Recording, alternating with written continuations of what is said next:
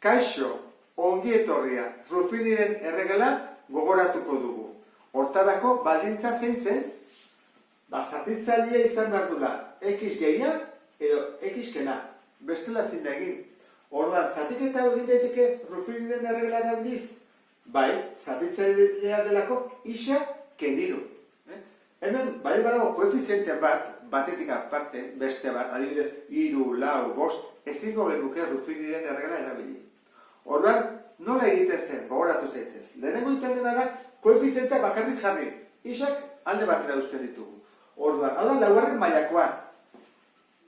7. Hirugarren mailakoa, -18. Bigarren mailakoa, -10. Lehenengo mailakoa, ez dago. Orduan ze jarri bat dugu, 0. Eta askea. Laugarren mailakoa baldin bada, zer batek barrute? 5. Laugarren maila, hirugarren maila, bigarren maila, lehenengo maila, askea. Koefizientea jarri ondoren, hemen jarri behar dugu A-den aurkakoa. Eta esango duzu, zergatik jarri behar nik aurkakoa? Zatik ez dut jartzen berdina. Jartzen badut berdina, egin beharko nuke kenketak. Eta gogoratu zaitez. Ikurra aldatzen badiogu, egiten dira batuketak. Hori zatiketan ikusi dugu. Horra zaiten dugu. Jarri. Ikurra aldatuta. Gogoratu, ikurra aldatu. Importantea da. Zertarako batuketak egin alizateko. Horra haste gera. 7. Eta goiti behar da batuketa. Eta horra da biderketak. 3 bider 7, 21. Zer egiten da? Batuketa. 3. Zer egiten da? Biderketa. 9. Zer egiten da? Batuketa. -1. Zer egiten da? Biderketa. -3. Zer egiten da? Batuketa. -3. Eta zer egiten da? Biderketa. -9. Eta horrela, batuketa. 3. Eta hau, ondarra da. Orduan, zer da zatidura? Hau. Oan, jarri behar dugu ondo jartzen. Hau da, askea, orduan da, lehenengo maila, bigarren maila, hirugarren maila. Zatiduran, atazena beti maila bat gutxiago. Orduan, laugarren maila zen, zatidura izan bat, hirugarren maila. Ez da izaten, laugarren maila.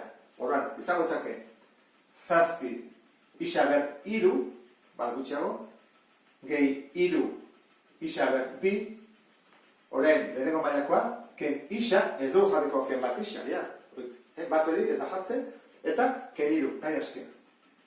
Eta horren ondarra, 3. Horren, hau errepasatuta, guazen pixka bat ariketa zailago bat egitela. Pentsa dezagun, galdetzen digutela, polinomio honetan, enek zenbat balio behar duen, zatiketa zehatza izateko. Zehatzak zesan nahi du? Ondarra 0 dela. Orduan erabili dezakegu Ruffiniren erregela, eta ondarra 0 izan. Hortarako zer egingo dugu?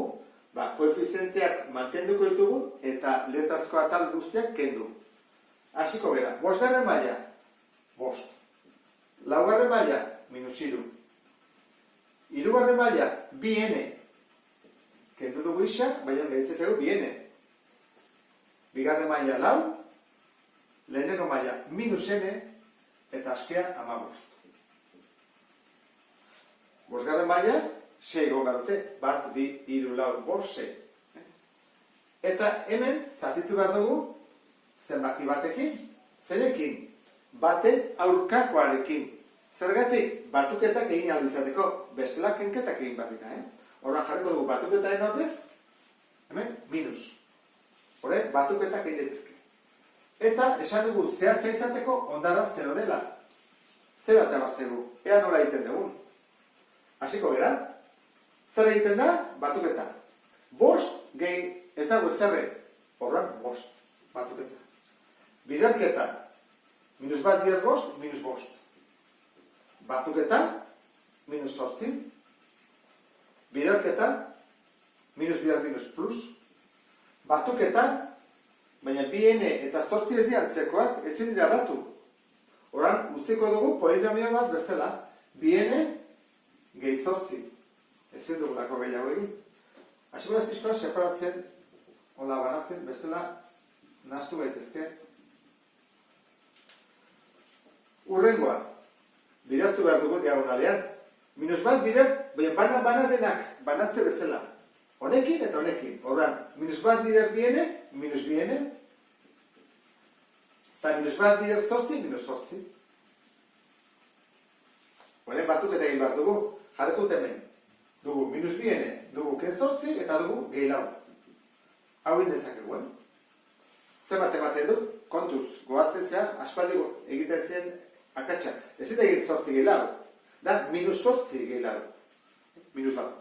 Horren da, minus biene, ken lau. Horren, guazen egitea biderketak. -1 bider, minus biene, plus biene. Eta -1 bider minus lau, plus lau. Guazen egitea. Dugu minus n, dugu biene, eta dugu lau. Bi hau antzekoa dira. -1 gehi bi, bat. Eta bat ez da jartzen, n gehi lau. Horran, hau bat ez egu. -1 bider bana, gehitzegu minus n, eta minus lau. Hau nola amaitu dezakegu? Bi hauren batura eman badu 0. Ba, izango dezake. 15. Batura, Zer eman badu? 15 ken lau, 11. Eta kentzen dena bestalera batu zen. Enek zenbat balio behar du? 11. Horran, jartzen badugu hemen 11, atako zegu.